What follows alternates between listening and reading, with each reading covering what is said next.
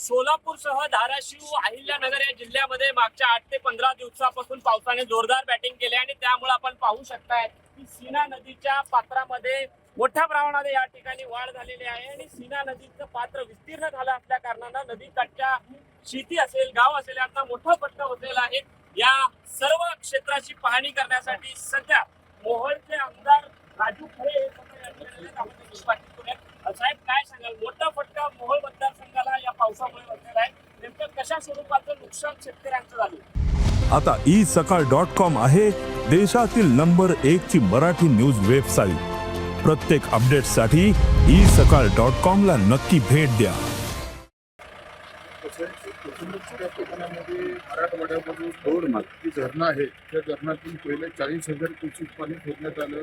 परवा दिवशी 2,15,000 क्युसेकचं पाणी सोडण्यात आलं। गेल्या 100 वर्षामध्ये कधीही सीना नदी एवढ्या पाहून पाहिजे नाही, अशा पद्धतीचा पूर आलेला आहे। आणि त्या पुरामुळे मोहोळ मतदारसंघामध्ये जी सीना नदीच्या जी गावं आहेत, ती गावं ज्या गावं पाण्यामध्ये गेलेली आहेत आणि ती गाव आम्ही सर्व शेतकऱ्यांना स्थलांतरित करण्याच्या सूचना केलेल्या आहेत। काही जनावरं वाहून गेलेले आहेत, शेतकऱ्यांची प्रचंड जनावरं वाहून गेलेली आहेत, गावं वाहून गेले आहेत, घरं वाहून गेलेले आहेत। आणि कधी न भरून येणारं नुकसान हे शेतकऱ्यांचं झालेलं आहे। त्यामुळं आम्ही राज्याचे उपमुख्यमंत्री एकनाथ शिंदे साहेबांना 3 दिवसापूर्वी भेटून त्यांना विनंती केली की साहेब, या तालुक्याची पाहणी करण्यासाठी आपला प्रतिनिधी पाठवा। त्यानंतर महसूल, गृह आणि ग्रामविकास राज्यमंत्री योगेश कदम साहेब परवा दिवशी मोहोळ तालुक्याच्या दौऱ्यावर आले होते। त्यांनी या तालुक्यातली ह्या पूर परिस्थितीची दहाकता लक्षात घेऊन इथल्या प्रशासनाबरोबर जवळजवळ तब्बल 3 तास आढावा घेतला आणि आढावा घेऊन त्यांना सर्व सूचना केलेल्या आहेत की बाबा इथला शेतकरी, इथला गावकरी हा वाऱ्यावर सोडायचा नाही, त्यांना ताबडतोब पद्धतीची मदत करा। एका मुख्यमंत्र्यांकडे, उपमुख्यमंत्र्यांकडे तुम्ही मागणी केलेली आहे, मात्र आता राज्याचे दुसरे उपमुख्यमंत्री ज्यांच्याकडे राज्याची तिजोरी आहे ते स्वतः या ठिकाणी येत आहेत, त्यांच्याकडे काय मागणी करा? आदरणीय अजितदादा पवार साहेब यांना माझी हीच मागणी आहे की साहेब, 100 वर्षामध्ये असा कधीच पूर आलेला नाही। अशा पद्धतीचा पूर हा या सोलापूर जिल्ह्यातल्या मोहोळ मतदारसंघामध्ये आलेला आहे। या तालुक्याचं कधीही न भरून येणारं नुकसान झालेलं आहे। त्यामुळे तुम्ही NDRFचे निकष त्याप्रमाणे जर तुम्ही मदत केला तर त्या तुमच्या मदतीमध्ये काहीच होणार नाही। तर या तालुक्यासाठी रस्ते वाहून गेलेले आहेत, शाळा वाहून गेलेल्या आहेत आणि मग कसं काय होणार? त्याच्यामुळं अजितदादांकडे माझी हीच मागणी या तालुक्याच्या आमदार की दादा, ह्या तालुक्याला एक असं पॅकेज द्या की जेणेकरून ह्या तालुक्याची झालेलं नुकसान भरून खरं तर तुमच्याच पक्षातील काही नेत्यांची अशी मागणी आहे की शक्तीपीठ महामार्ग रद्द करावा आणि त्या ठिकाणी जो पैसा उपयोगात आणला जाणार आहे तो वळवून या पूरग्रस्त जी असतील किंवा पाण्यामुळे, पावसामुळे ज्यांचं नुकसान झालेलं आहे त्यांना ती मदत करावी। तुमची भूमिका काय? कारण तुमच्याच पक्षातील खूप मोठे नेते याबद्दल बोलत आहेत।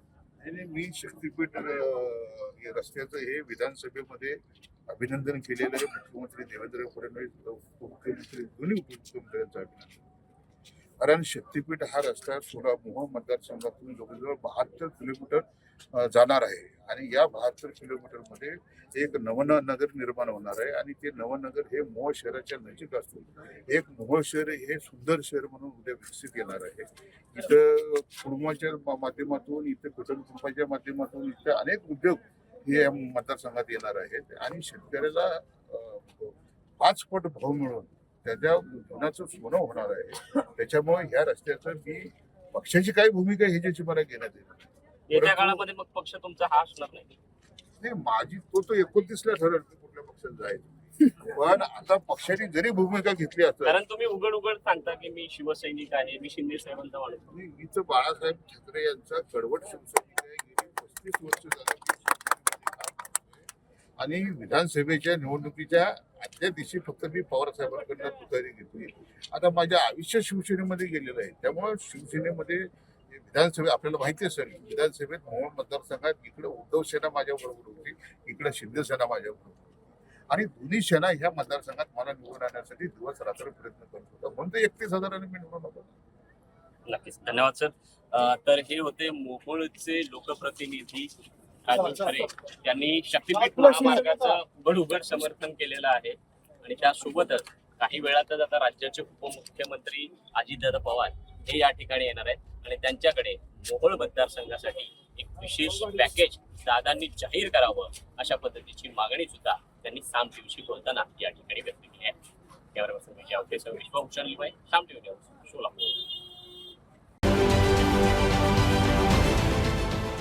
देश विदेशातील प्रत्येक घडामोडींचे लाईव्ह अपडेट मिळवण्यासाठी आता साम टीव्हीच्या सर्व सोशल मीडिया प्लॅटफॉर्मला लाईक, फॉलो आणि सबस्क्राईब करा.